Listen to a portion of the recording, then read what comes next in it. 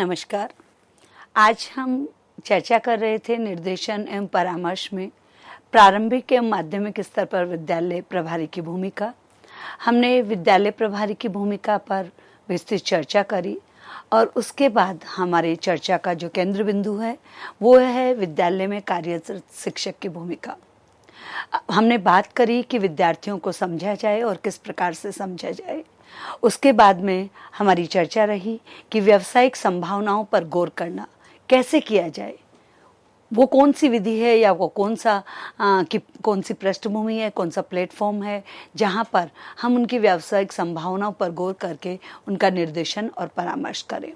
इसी श्रृंखला में अब हम शिक्षक की भूमिका में बात करेंगे प्रभावशाली शिक्षण की। देखिए, पढ़ाना, जो अध्यापक है उसका कार्य है पढ़ाना, लेकिन पढ़ाने का मतलब केवल ये नहीं है कि पाठ्यक्रम में जो विषय वस्तु दी गई है, जो पाठ्यक्रम में जो विषय सामग्री दी गई है, उसको विद्यार्थियों के समक्ष उच्चारित कर देना, पढ़ देना या उन्हें बता देना कि इस पाठ में ये है। ये केवल प्रभावशाली शिक्षण नहीं है। विद्यार्थियों को उचित और गुणवत्ता युक्त शिक्षण देने के लिए शिक्षक की भूमिका है कि उसका जो शिक्षण है वो प्रभावशाली हो। अब आपको लगेगा कि सभी शिक्षक प्रभावशाली, जिसकी जितनी क्षमता है वो प्रभावशाली तरीके से ही पढ़ाता है। ऐसा नहीं है। शिक्षक को अपने प्रभावशाली शिक्षक से प्रत्येक विद्यार्थी की व्यक्तिगत आवश्यकताओं को पूरा करने के लिए व्यक्तिगत निर्देशन भी करना चाहिए। स्नेह से, स्वीकृति से, स्वस्थ प्रोत्साहन के वातावरण में सकारात्मक मानसिक स्वास्थ्य विकसित होता है।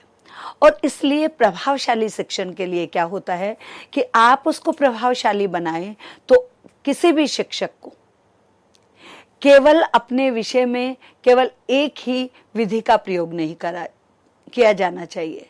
जब हम विधियों की बात करते हैं तो हमारे सामने आता है कि शिक्षण विधियों में एक सबसे महत्वपूर्ण और सबसे आसान विधि है व्याख्यान विधि। अध्यापक कक्ष में प्रवेश करता है, उसके हाथ में पुस्तक होती है, पुस्तक में उसे पाठ्य सामग्री होती है। वो पाठ्य सामग्री को या तो उसका आदर्श वाचन करके या फिर उसका भावार्थ बता करके या उसका अर्थ बता करके विद्यार्थियों को वो डिलीवर करता है। लेकिन ऐसे में आवश्यक नहीं है कि आपका शिक्षण प्रभावशाली रहे। प्रभावशाली शिक्षण के लिए नितांत आवश्यक है कि जिस पाठ्य वस्तु को आप पढ़ा रहे हैं, जिस विषय को आप पढ़ा रहे हैं, उस विषय और उस सामग्री को जो आप ज्ञान देना चाहते हैं वो उन व्यक्तियों या उन विद्यार्थियों और परिस्थितियों के साथ उनका तारतम्य बैठाया जाए, वो उनसे जोड़ा जाए या उन्हें ये लगे कि अरे ये तो बहुत आसान है, हाँ ऐसा हुआ।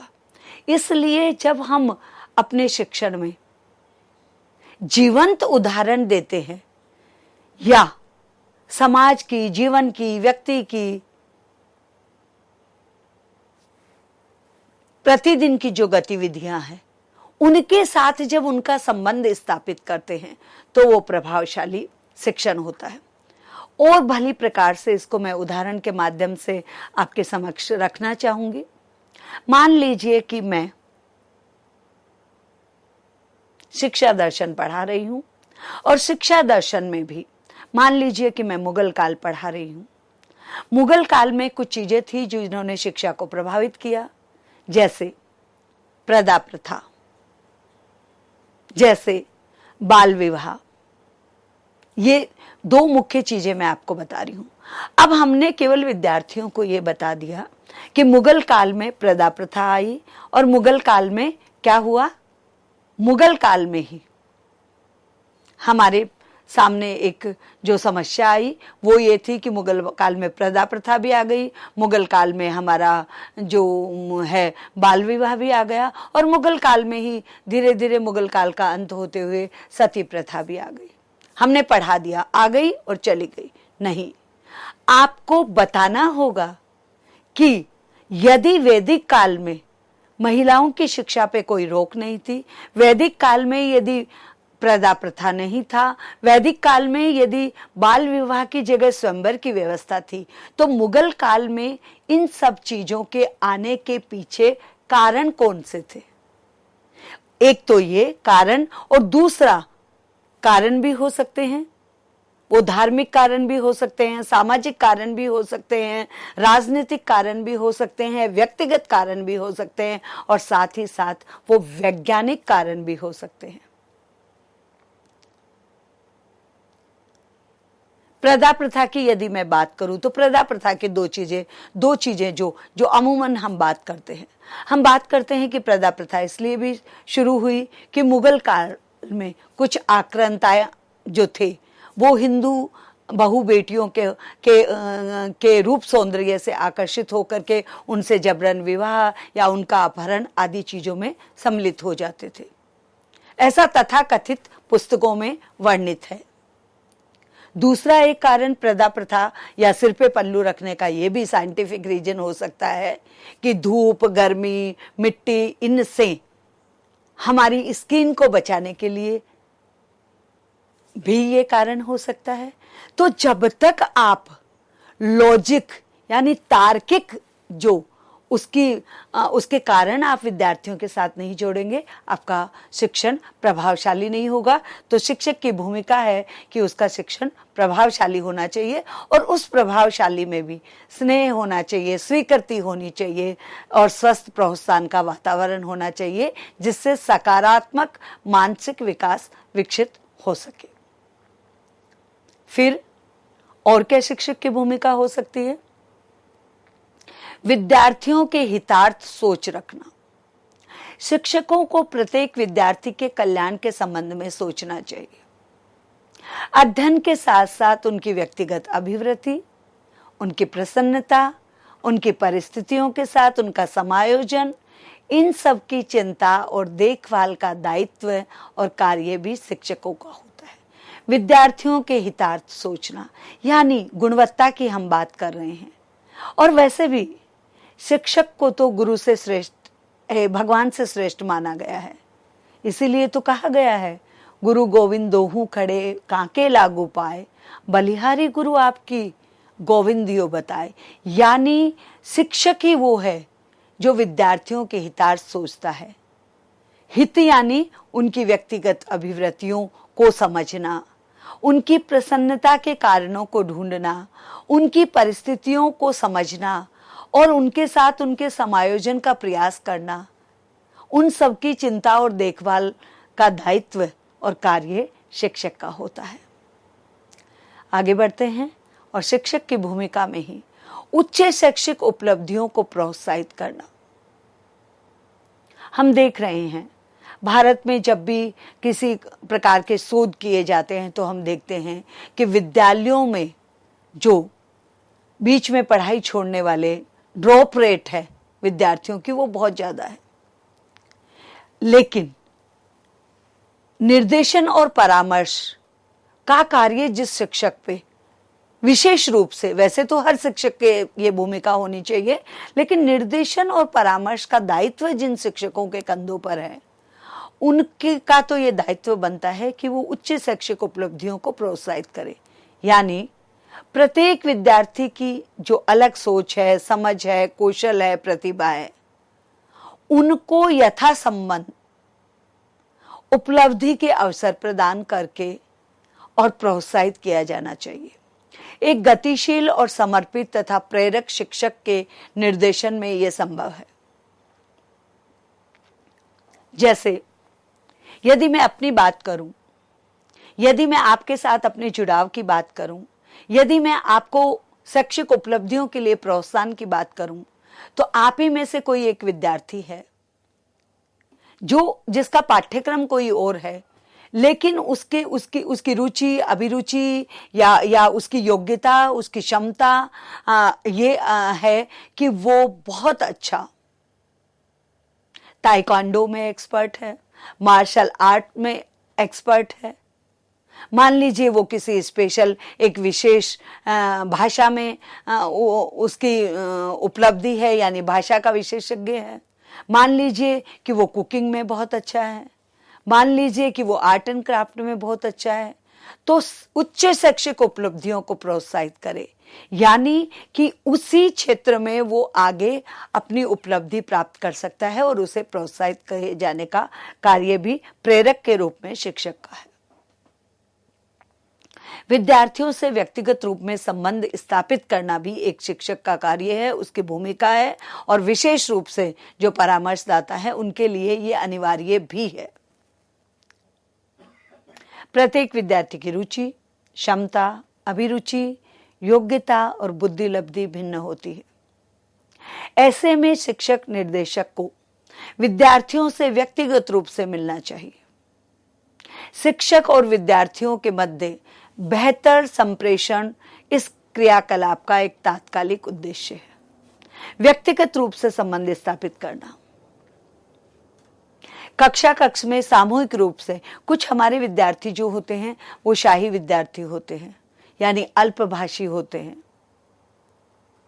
कुछ वाक्पटु होते हैं, कुछ शर्मीले होते हैं, कुछ बहुत ही ज्यादा आत्मविश्वास से भरे हुए होते हैं। ऐसे में जब तक हम उनसे व्यक्तिगत रूप से संबंध स्थापित नहीं करेंगे, हमें पता ही नहीं चलेगा कि उसकी उपलब्धियां क्या है, उसकी क्षमताएं कौन कौन सी है, वो किस क्षेत्र में एक चरम पे एक्सेल कर सकता है। और इसके लिए आपस में संप्रेषण, यानी अध्यापक और शिक्षक के बीच में अच्छा संप्रेषण होना चाहिए, क्योंकि जब बातें चलेंगी, कहा भी जाता है ना कि बात से बात निकलेगी और बात निकलेगी तो दूर तक चलेगी। तो इसलिए विद्यार्थियों से व्यक्तिगत रूप से संबंध स्थापित किया जाना चाहिए। और एक चीज है, अध्यापक की भूमिका की ही जब हम बात कर रहे हैं तो वरिष्ठ विद्यार्थियों का संदर्भ देना। वरिष्ठ विद्यार्थियों से मेरा यहाँ अभिप्राय जो उच्च कक्षाओं में अध्ययनरत है या जिन्हें हम एल्यूमिनाई विद्यार्थी कहते हैं, वरिष्ठ आयु में और अनुभव में और शिक्षा में जो आपसे अग्रणी पंक्ति में खड़े हैं, वरिष्ठ हैं। शिक्षक निर्देशक का कार्य है कि वह अध्ययनरत विद्यार्थियों को उनके वरिष्ठ विद्यार्थियों की सफलता, उपलब्धि और प्रगति के विषय में बताकर प्रोत्साहित करे। और मैं तो ये कहना चाहूंगी कि केवल सफलता, उपलब्धि और प्रगति के विषय में बताए ही नहीं, अपितु वरिष्ठ विद्यार्थियों की जो उपलब्धियां हैं, सफलताएं हैं और जो प्रगति है, उसकी जो आज की भाषा में हम कहते हैं सक्सेस स्टोरी, सफलता की कहानी, उस सफलता की कहानी वो आपके वरिष्ठ विद्यार्थी आपके कनिष्ठ विद्यार्थियों को बताएं, सम्मुख आकर के बताएं, कार्यशाला करें, प्रोत्साहित करें, सेमिनार करें, वेबिनार करें, लेक्चर करें, प्रैक्टिकल करके दिखाए। तो ऐसे वरिष्ठ विद्यार्थियों का संदर्भ भी अध्यापक को देना चाहिए। सरल और सामान्य भाषा में प्राथमिक और माध्यमिक स्तर पर उच्च स्तर के विद्यार्थियों की सफलता का उल्लेख भी करना चाहिए और उनसे उनका मार्गदर्शन भी करवाना चाहिए। ये हमने बात करी है अभी, जब पहले हमने ये देखा कि माध्यमिक और प्राथमिक स्तर पर विद्यालय प्रभारी की क्या भूमिका है, फिर हमने बात करी कि विद्यालय में कार्यरत शिक्षक की क्या भूमिका है, जिसमें हमने समझा, पढ़ा, जाना, सुना कि विद्यार्थियों को समझना, व्यावसायिक संभावनाओं पर गौर करना, प्रभावशाली शिक्षण करवाना, विद्यार्थियों के हित में सोचना, उच्च शैक्षिक उपलब्धियों को प्रोत्साहित करना और विद्यार्थियों से व्यक्तिगत रूप से संबंध रखने के साथ साथ वरिष्ठ विद्यार्थियों का संदर्भ देना भी शामिल है। आगे बढ़ते हैं इस चर्चा में और हम बात करेंगे निर्देशन में शिक्षक की भूमिका। विद्यार्थियों से संबंधित सूचनाओं को एकत्रित करना। जो शिक्षक निर्देशन से जुड़ा हुआ है उसकी यह भूमिका है कि विद्यार्थियों से संबंधित सूचनाओं को एकत्रित करना। अब आप जानना चाहेंगे किस प्रकार की सूचनाओं को एकत्रित करें, यानी सबसे पहले उनका नाम, किस बैकग्राउंड से वो आए हैं, उनकी शिक्षा का स्तर क्या है, उनकी जो शैक्षिक उपलब्धि है उसको देखना और उनकी रुचियों और अभिरुचि और बुद्धिलब्धि को अंकित करना। ये एक रिकॉर्ड इकट्ठा करके निर्देशन में शिक्षक को रखना चाहिए। नैतिक विकास में सहायता करना, जो विद्यार्थी हैं उनका नैतिक विकास में सहायता करने की भूमिका भी शिक्षक को निभाना पड़ेगी निर्देशन के लिए। और रुचियों एवं अभिरुचियां विकसित करना, यानी यदि देखा जा रहा है कि किसी विद्यार्थी की कोई रुचि है, अभिरुचि है, तो उसको आगे बढ़ाना, प्रोत्साहित करना, अवसर प्रदान करना, सहयोग देना, ये सारे कार्य निर्देशन में शिक्षक की भूमिका में आते हैं। अब माध्यमिक और प्रारंभिक स्तर पर जब हम निर्देशन और परामर्श की बात करते हैं तो यहाँ निर्देशन कार्यक्रम के संगठन में शिक्षक की भूमिका का सारांश क्या है। कुल मिला के हम इतनी देर से जो भी हम अपने व्याख्यान में चर्चा कर रहे हैं, हमारा जो आज मेरा या हमारा ये प्रयास है समझना और समझाना, वो ये है कि विद्यालयों में जो कार्यरत शिक्षक है वो निर्देशन कार्यक्रम में किस प्रकार से शामिल हो या किस प्रकार से उनके कार्य हो, कौन कौन से कार्य हो और उनकी भूमिका क्या हो। तो यदि हम सारांश में बात करें, निर्देशन कार्यक्रम के संगठन में शिक्षक की भूमिका का सारांश समझे, तो हम इस प्रकार से समझ सकते हैं कि विद्यार्थियों की योग्यताओं, क्षमताओं, रुचियों, उपलब्धियों, कमजोरियों और मजबूरियों को समझने में सहायक, यानी जो शिक्षक है वो विद्यार्थियों की योग्यताओं, उनकी क्षमताओं, उनकी रुचियों, उनकी अभिरुचियों, उनके कमजोरियों और उनकी मजबूरियों को समझने में सहायता प्रदान करता है। एक तरह से जो शिक्षक है वो विद्यार्थियों का मेंटर भी है। विद्यार्थियों की क्षमताओं को भी समझे और क्या समझे, विद्यार्थियों की पुस्तकों एवं विषयों के चयन में सहायता प्रदान करे, यानी विद्यार्थी कौन से विषय का चयन करे और विषय का चयन करने के बाद भी नाना प्रकार के या बहुत सारे या असंख्य जो हम जिन्हें कहेंगे कि लेखक है, ऑथर है, उनमें से किसकी पुस्तक का चयन किया जाए, इसमें भी शिक्षक की भूमिका रहती है। पुस्तकालय के प्रभावशाली प्रबंधन एवं वितरण लिखने में सहायक, पुस्तकालय का प्रभावशाली वितरण प्रबंधन कैसे हो, कब पुस्तकालय का पीरियड लगेगा, किस प्रकार से पुस्तकालय का संचालन होगा, किस प्रकार से पुस्तकों का वितरण होगा और किस प्रकार से उस पुस्तकालय का विवरण लिखा जाएगा, इसमें सहयोग देने में भी शिक्षक की बहुत बड़ी भूमिका होती है। विद्यार्थियों में अनुशासन बनाए रखने में सहायक, अध्यापक का सबसे एक महत्वपूर्ण कार्य भी है कि जो विद्यार्थी है उनको अनुशासन में कैसे रखे, इसमें भी वो सहायता करता है। विद्यार्थियों के स्वास्थ्य संबंधी जागरूकता में सहायक, केवल अध्यापक का कार्य ये नहीं है कि वो विद्यालय में गया, अपने विषय और अपने कालांश को देख करके कक्ष में गया और आपको सैद्धांतिक रूप से वो पाठ पढ़ा के आ गया, नहीं, विद्यार्थियों के स्वास्थ्य को लेकर के भी उसको जागरूक रहने की आवश्यकता है कि अमुक विद्यार्थी जो है वो शारीरिक रूप से कितना स्वस्थ है और कौन से विद्यार्थी को किस व्याधि ने ग्रसित कर रखा है, ये सारी जागरूकता रखने में भी अध्यापक महत्वपूर्ण भूमिका निभाता है और सहायता भी करता है। विद्यार्थियों के अध्ययन अधिगम में सहायक, यानी विद्यार्थी जो पढ़ते हैं उसको सिखाने में भी अध्यापक की बहुत बड़ी भूमिका होती है।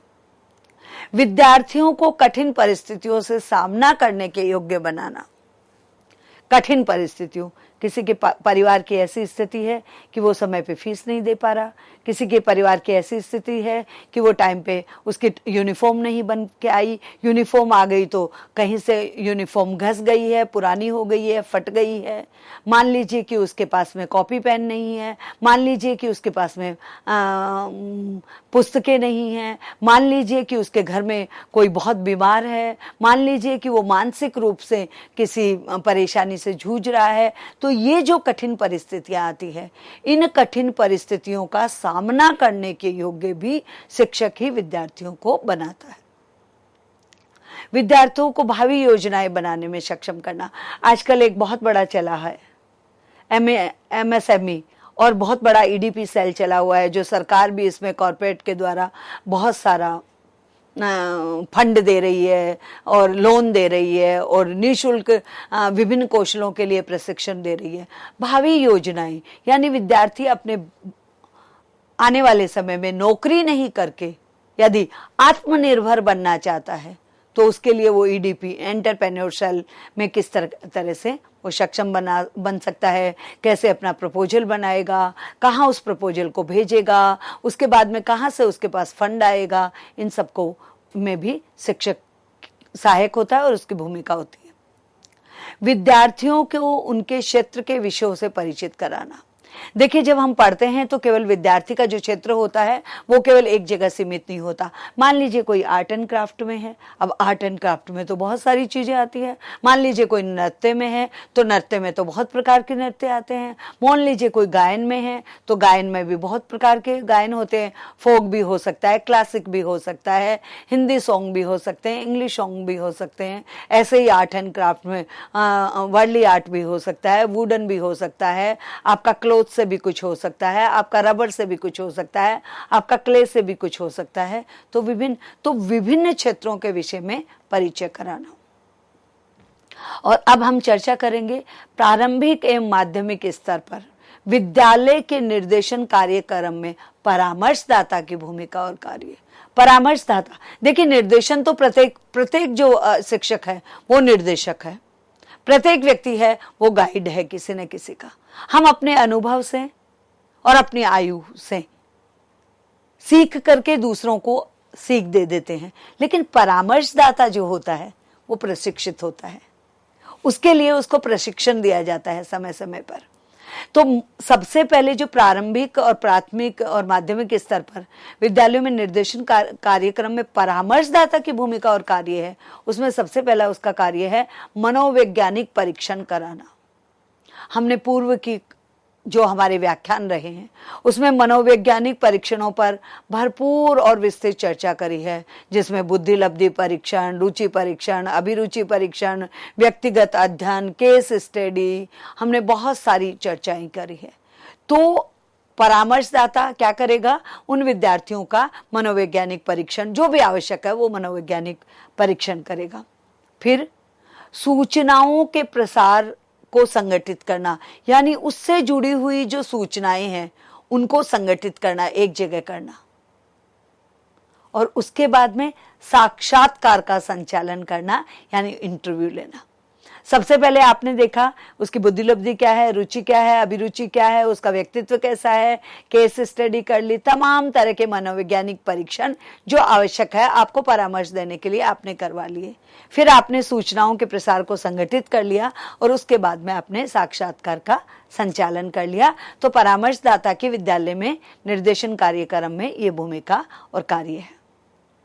इसके साथ साथ शैक्षिक और व्यावसायिक निर्देशन प्रदान करना। फिर वो उसको बताएगा कि तुम्हें क्या पढ़ना चाहिए, क्या नहीं पढ़ना चाहिए, तुम्हें कौन से क्षेत्र में जाना चाहिए, वो बताएगा। फिर बाहरी अभिकरणों से संपर्क स्थापित करना, यानी बाहर जो भी व्यवसाय से जुड़ी हुई, शिक्षा से जुड़ी हुई जितने भी संस्थान है उनसे संपर्क स्थापित करवाने का कार्य करेगा परामर्शदाता। स्थापन सेवा का संचालन करना, यानी वहाँ पे आपने बिल्कुल संचालन करा है, स्थापन करा है, वहाँ पे व्यवस्था करी है, उसका संचालन करना। शोध करवाना, यानी अनुसंधान कराना, रिसर्च कराना। और सामूहिक निर्देशन का संचालन करना, ये परामर्शदाता विद्यालयों में करता है। इसके साथ साथ मैं चर्चा करना चाहूंगी आपके साथ मनोवैज्ञानिकों की भूमिका की। विद्यालयों में कुछ मनोवैज्ञानिक भी होते हैं जिन्होंने मनोविज्ञान शास्त्र में उच्च शिक्षा प्राप्त कर रखी है, जिन्होंने डिग्री ले रखी है, वो भी होते हैं। विद्यार्थियों के व्यक्तित्व का विश्लेषण करने में उनकी भूमिका होती है।